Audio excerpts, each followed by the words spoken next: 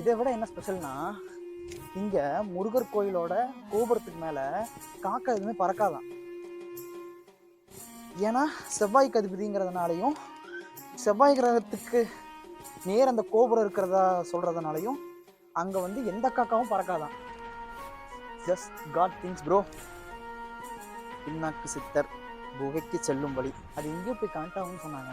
சிவன்மலைக்கே நேராக போய் கனெக்ட் ஆகுமா இந்த குகை. அது இல்லாமல் இங்கிருந்து பார்த்தா சிவன்மலை தெரியுமா, ஆனால் அங்கிருந்து பார்த்தா சென்னிமலை தெரியாதாங்க. ஆச்சரியத்தை miracles. Just god things. Hi, hello, வணக்கம் and welcome to chance world. நான் தான் உங்கள் சேன். இன்னைக்கு நாம் என்ன பார்க்க போகிறோம் அப்படின்னா, இதுதான் என்னோட மொதல் கண்டென்ட்டு இந்த சேனலில். ஃபேஸ் கேமில் நான் போடுற மொதல் கண்டென்ட்டு. இப்போ நான் எங்கே இருக்கேன்னு பார்த்தீங்க அப்படின்னா, எங்கள் ஊரில் இருக்க கருப்பண சுவாமி கோயிலில் இருக்கேன். வெட்டுக்காட்டு கருப்பாயின்னு சொல்லுவாங்க. கருப்பண சுவாமி கோயிலில் இருக்கேன். இப்போது இங்கிருந்து நம்ம எங்கே போக போகிறோம் அப்படின்னா, சென்னிமலை முருகர் கோயிலுக்கு போக போகிறோம். முருகரை போய் தரிசிக்க போகிறோம். என்னோட மொதல் வீடியோ முருகர் வீடியோவாக இருக்கணும், எங்கள் ஊர் கருப்பணசாமி கோயிலிருந்து ஆரம்பிக்கணும் அப்படிங்கிறக்காக இங்கிருந்து ஆரம்பித்து நம்ம முருகர் கோயிலுக்கு போக போகிறோம். இப்போ நம்ம மேலே ஏறி போயிட்டுருக்கோம். இது வந்து பார்த்தீங்கன்னா, சென்னிமலை வந்து பார்த்தீங்கன்னா முதல்ல கந்த சஷ்டி கவசம் இருக்கு இல்லைங்களா, அது வந்து அரங்கேற்றம் செஞ்ச இடம். ஃபஸ்ட்டு கந்த சஷ்டி கவசம் எங்கே அரங்கேற்றம் செஞ்சாங்கன்னா சென்னிமலையில் தான். இதை விட என்னன்னா, காலையில் ரெகுலராகவே ஒரு காளை மாடு வந்து பார்த்தீங்கன்னா, காங்கேயம் காளை வந்து பார்த்தீங்கன்னா ரெகுலராகவே வந்து இங்கே தீர்த்தம் கொண்டு போய் பூசைக்காக கொடுக்குறாங்க. ஓகேவா? அதுவும் மொத்தம் 4 காளை மாடு இருக்குது. ஒருத்தர் பேர் வந்து பார்த்தீங்கன்னா குமார், இன்னொருத்தர் பேர் வந்து பார்த்தீங்கன்னா சென்னிமலை ஆண்டவர், இன்னொருத்தர் பேர் சரவணன் நினைக்கிறேன், அப்புறம் இன்னொருத்தர் பேர் தெரியல. நடந்து மேலே போயிட்டுருக்கோம். ரெகுலராகவே டெய்லி எக்ஸ்சேஞ்ச் டியூட்டி மாதிரி அவங்க மாற்றி மாற்றி பண்ணிக்குவாங்க.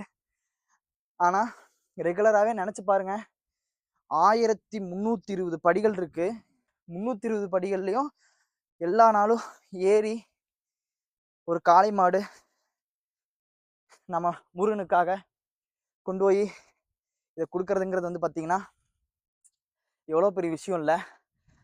கீழே இருக்கவங்களெல்லாம் கேட்டால் என்ன சொல்கிறாங்க அப்படின்னா, போன ஜென்மத்தில் அவங்க ஏதோ புண்ணியம் பண்ணியிருக்காங்க, அதுக்காகத்தான் இப்படி மலையில் ஏறி தினமும் அவருக்கான ஒரு தீர்த்தத்தை கொடுக்கறதுக்கான ஒரு வாய்ப்பு அவங்களுக்கு கிடச்சிருக்கு அப்படிங்கிறாங்க. அது இல்லாமல் இன்னொரு இதான விஷயம் என்னன்னா, பின்னாக்கு சித்தர் அப்படின்றவரோட இங்கே ஒரு இது இருக்குது பாருங்க, ஒரு நிமிஷங்க. இங்கே பார்த்தீங்கன்னா தெரியும், இங்கே ஒரு நாகம்மாள் கோயில் இருக்குது. ஒருத்தர் அங்கே சாமி கும்பிட்டு வெறிகொண்ட பக்தராட் இருக்கு. வரும்போது கல்லுகளெல்லாம் தூக்கி எறிஞ்சு வந்தார். கொஞ்சம் பயமாக இருக்காங்க போகிறக்கு. நம்ம இப்படியே போயிடுவோம். நாகத்தாள் கோயில் அங்கே இருக்குது. இப்போ வந்து பார்த்தீங்கன்னா இங்கே தான் பின்னாக்கு சித்தரோட தீட்சை அடைஞ்ச இடம் அப்படின்னு சொல்லுவாங்க. அது இங்கே இருக்குது. இதே மாதிரி 2 இடத்துல இருக்கு. இன்னும் முடிஞ்சா அங்கேயும் போய் வீடியோ போடலாம். பழனி ஏறிட்டு வந்தோம். பழனி ஏறி ரொம்ப சிரமம் நண்பர்களே. அதை விட ஏறுறோம். எப்படி இருக்குங்கிற ரிசல்ட் நாளைக்கு தான் தெரியும். ஆனால் நல்லாயிருக்கு. முருகனை பார்த்தா எல்லாம் மறந்துடும் அப்படின்னு நினைக்கிறேன். போக படிக்கட்டு நீண்டிக்கிட்டே போகுது நண்பர்களே. நல்லா இருக்கு. ஒரு நாள் நாம் இப்படி ஏறுறோம், அதுக்கே நமக்கு இப்படி ஃபீல் ஆகுது. ரெகுலராக எப்படிங்க அந்த காளை மாடெலாம் ஏறுது? காலையில் நேரமாக வந்தால் காளை மாடை பார்க்கலாம். இன்னைக்கு நமக்கு வேலை இருந்தது, அதனால் வேறு வழியே இல்லாமல் மதிய நேரத்தில் ஏறிட்டு இருக்கோம். இப்போ டைம் வந்து பார்த்தீங்கன்னா ஒரு 2-2:30 இருக்கும். ஏறிட்டு இருக்கோம். பரவாயில்ல. ஆனால் ஒவ்வொரு 100-110 படிகளுக்கு இடையில இந்த மாதிரி நீங்கள் உட்காந்துக்கலாம், அந்த மாதிரி இருக்குது. இல்லைனாலும் உங்களுக்கு இதுக்கு அடுத்தே ரோடு இருக்குது. ஓகேவா? அங்கே ரோடு இருக்குது. நான் உங்களுக்கு மேலே போனால் தெரியும். மேலே போனால் ஒரு முக்கு இருக்கும், அதில் காட்டுறேன். அந்த முக்கில் பார்க்கலாம். அதுதான் தடம். அந்த யாம் இருக்க பயமேன் சரவணன் இருக்க பயமேன் அப்படின்னு இருக்குல்ல, அதுதான் தடம். பாருங்க, இங்கே 12 வருஷத்துக்கு ஒருக்கா மாமங்க தீர்த்தம்னு ஒன்று பொங்கும். அதாவது முருகருக்காக பூஜை செய்துக்கிட்ட இடம்னு சொல்கிறாங்க. அந்த இடம் இங்கே தான் இருக்குது. அப்புறம் வந்து பார்த்தீங்கன்னா இங்கே 1984 இரட்டை மாடு வண்டி வந்து பார்த்தீங்கன்னா இந்த படிக்கட்டில் மேலே போயிருக்கு. அது ஒரு அதிசயம்னு சொல்கிறாங்க. அந்த அந்த மாட்டு வண்டியை அந்த ஓட்டுநர் வந்து அவர் பேர் வெள்ளாள தம்புரார். அவர் இன்னும் உயிரோட தான் இருக்காரு. இங்கே தான் ஒரு 5 கிலோமீட்டர் தான் சொல்கிறாங்க. இங்கேருந்து ஒரு 5 கிலோமீட்டர் பக்கத்தில் தான் இருக்காராம். அவர் எப்படின்னா எல்லாத்துக்கும் அருள் கொடுத்துட்டு எல்லாத்துக்கும் வாக்கு சொல்லிட்டு இங்கே தான் இருக்காராம். பால் பழம் மட்டும் தான் சாப்பிட்றாருங்கிறாங்க. இன்னும் உயிரோடு தான் இருக்காரு. ரொம்பவே ஆச்சரியமா இருக்கு. அதையும் தாண்டி என்னன்னா இதுக்கு வந்து படிக்கட்டு செய்யறக்கு போய் தானம் கேட்டவர், செஞ்சு கொடுத்தவர் வந்து பார்த்தீங்கன்னா பண்ணி கொடுத்தவர். முருகர் வந்து நேரிலேயே வந்து அருள் கொடுத்ததா சொல்ற அவர் வந்து பார்த்தீங்கன்னா வெள்ளித்துறை பூசாரி. அவர் பேர். அவர் இருந்த ஊர் வெள்ளித்துறை. அவரை வெள்ளித்துறை பூசாரிங்கிறாங்க. ஒரிஜினல் நேம் தெரியல. வேண்டியதை கொடுக்கக்கூடியவர், முழு முதற் கடவுள் அப்படின்னு சொல்ற விநாயகர் இங்க குடிகொண்டு இருக்காரு. போகையிலே முன்னாடியே பார்க்கலாம். அங்கேயும் விநாயகர் இருந்தார், கீழே விநாயகர் இருந்தாரு, இங்கேயும் விநாயகர் இருக்காரு. கும்பிட்டு போகலாம் வாங்க. இங்க மாம்பங்க தீர்த்தம் பொங்குன்னு சொன்ன இல்லைங்களா, அதுக்கு வந்து பார்த்தீங்கன்னா 12 வருஷத்துக்கு ஒருக்கா பஸ் விட்றாங்க. இன்னும் 2 வருஷம் தான் இருக்கு. இன்னும் 2 வருஷம் கழிச்சு யாராச்சும் மாமங்க தீர்த்தம் பொங்குறப்போ வந்து இங்கே வழிபட்டு போகணும்னு நினச்சிங்கன்னா, அப்படி வழிபட்டவங்களுக்கு நினச்ச காரியம்லாம் நடக்கும்னு சொல்கிறாங்க. கட்டாயம் வாங்க. 2 வருஷம் கழிச்சு நானும் வருவேன். மீட் பண்ணுவோம். யார் யாரெல்லாம் இந்த வீடியோ பார்த்துட்டு அங்கே வரீங்கன்னு பார்ப்போம். உண்மையாலுமே அதிசயங்கள் நிறையா இருக்குங்க. சயின்ஸ்னாலேயே விளக்க முடியாத அதிசயங்கள் அப்படின்னு சொல்லலாம். அதைத்தான் நம்ம கடவுளாக பார்க்குறோம். எந்தெந்த விஷயங்களுக்கெல்லாம் சயின்ஸில் விடை இல்லையோ அதெல்லாம் தான் கடவுளாக மாறுதுன்னு நான் நம்புகிறேன். நீங்கள் என்ன நினைக்கிறீங்க கமெண்ட்டில் சொல்லுங்கள். வந்துட்டோங்க, அவ்வளோ மேலேயே வந்துட்டோம். 1280வது படியில் இருக்கும். ஓ, கோபுரம் பாருங்க. ஆஹா, அருமை. எவ்வளோ நல்லா இருக்கு பாருங்க. வைப்பு உள்ளார வரையில சவுண்டே அவ்வளோ இருக்குங்க. ஆக்சுவலாக நிறைய பேர் வண்டியில் வந்துடுறாங்க. தடத்தொழியா நிறைய பேர் வண்டியில் வந்துடுறாங்க. தடத்தில் படிக்கட்டில் பார்க்கல ஒரு 4 பேர் தான் வந்தாங்கன்னு நினைக்கிறேன்.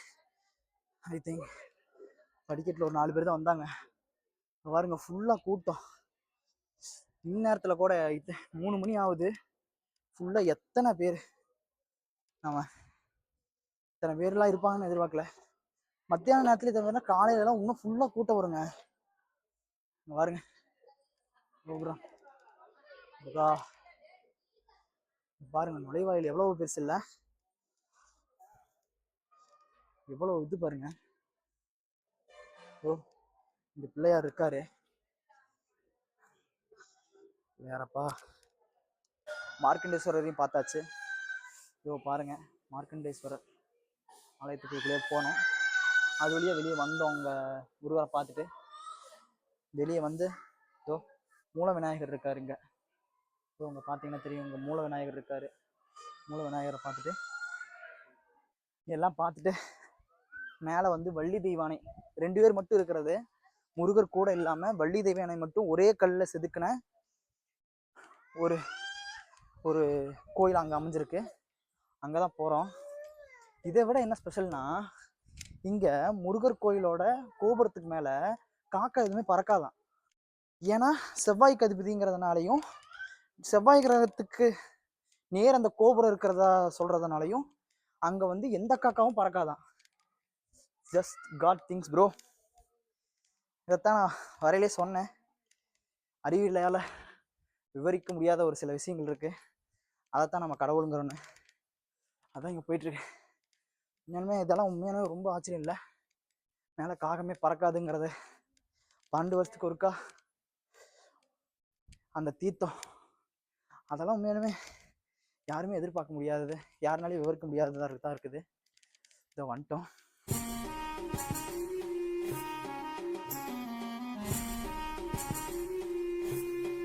பின்னாக்கு சித்தர் குகைக்கு செல்லும் வழி அருமையாக போட்டிருக்காங்க. வாங்க பின்னாக்கு சித்தரை பார்ப்போம். உண்மையாலுமே எப்படி சொல்கிறது, இவ்வளோ நேரம் அவசர அவசரம் ஓடிட்டு இருந்தது, அதனால ரொம்ப மூச்சு வாங்குச்சு. அப்படியே கொஞ்சம் காம் ஆகிட்டு கொஞ்சம் அப்படியே ஜாலியாக அப்படியே போகிறோம். நல்லா இருக்கு. இதோ வழியில் பாருங்கள் ஆஞ்சநேயராக இருக்காங்க. Anjaneyar full of Anjaneyars bro. போட்டுருவாங்க டப்புன்னு ஏதாவது ஒன்று காட்டினீங்க திங்கிற பொருள் நினச்சி போட்டுருவாங்க. பார்த்து சூதானமாக போய்க்கிங்கலாம் வந்தீங்க அப்படின்னா. இங்கே எல்லாருமே நல்லா இருக்குங்க. வந்துட்டு போனீங்கன்னா உண்மையாலுமே ரொம்ப பிளஸ்டாக தான் ஃபீல் பண்ணுவீங்க. இதோ அதுதான் சிவன் மலை. இங்கேருந்து பார்த்தீங்கன்னா சிவன் மலை, அந்த பக்கம் தழவு மலை, எல்லா மலையுமே இங்கேருந்து பார்த்தா மேக்ஸிமம் எல்லா மலையுமே தெரியும். அந்தளவுக்கு பெரிய மலை தான் இந்த மலை. இதோ பின்னாக்கு சித்தரோட குகை, முக்தி திருத்தலம் அந்த பக்கம் இருக்குது. ஸோ அவர் நிற்கிறார்ல அந்த பக்கம் இருக்குது. இது வந்து மகாமுனியோட இது. பின்னாக்கு சித்திரை இதை பார்த்தாச்சுங்க. அது ஒரு குகை மாதிரி போகுதுங்க. அது எங்கேயோ போய் கனெக்ட் ஆகும்னு சொன்னாங்க. சிவன் மலைக்கே நேராக போய் கனெக்ட் ஆகுமா இந்த குகை. அது இல்லாமல் இங்கிருந்து பார்த்தா சிவன் மலை தெரியுமா, ஆனால் அங்கிருந்து பார்த்தா சென்னி மலை தெரியாதவங்க. ஆச்சரியம் இல்லை, மிராக்கிள்ஸ், ஜஸ்ட் காட் திங்ஸ். மணி கிட்டத்தட்ட 4 போகுது. ஃபுல்லாக கூட்டம் தாங்க, ஃபுல்லாக கூட்டம்.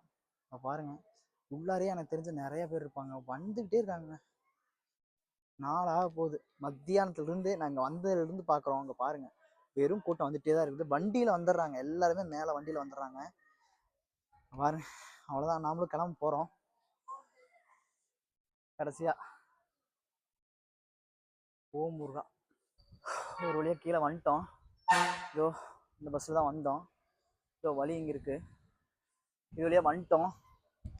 வண்டி எங்கே நிற்கிது, படிக்கிட்டு அந்த பக்கம் இந்த வழியாக கொண்டாந்து விடுறாங்க. நிறைய வண்டி வாகனம் வந்து தான் போகுது.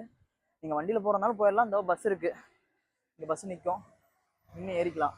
ஏறி மேலே கொண்டு போய் விட்டுறாங்க. ஒரு 10 நிமிஷம் 5 நிமிஷம் வெயிட் பண்ணுற மாதிரி இருக்குது. மற்றபடி ஒன்றும் பிரச்சனை இல்லை, நல்லபடியாக சீக்கிரம் போயிடுது. சேஃபாகவும் கொண்டு போய் விட்றாங்க, ரொம்ப வேகமாக ஓட்டுறதில்ல. ஒரு 10-15 தான் ஓட்டுறாங்க, 10-15 தான் ஓட்டுறாங்க. நல்லா சேஃபாக கொண்டு விட்றாங்க, அருமையாக இருக்குது. நல்ல தரிசனமும் கூட நல்லா இருந்துச்சு. முருகரை நல்லா பார்த்தோம். ஆக்சுவலாக ரஷ் டைமில் வந்தால் இவ்வளோ இந்த அளவுக்கு இருந்திருக்குமான்னு தெரியல, இந்த அளவுக்கு பார்த்துக்க முடியுமான்னு தெரியல. ரொம்ப ஃபாஸ்ட்டாக, இதுக்கே ஃபாஸ்ட்டாக போக வச்சாங்க. அது எந்த அளவுக்கு இருக்குன்னு தெரியல, ஆனால் நல்லா இருந்துச்சு, அருமையாக இருந்துச்சு. சரி, தேங்க்யூ ஃபார் வாட்சிங். எல்லாம் லைக் பண்ண மறந்துடாதீங்க, சப்ஸ்கிரைப் பண்ணிடுங்க. மற்றும் இன்னொரு வீடியோவில் பார்ப்போம்.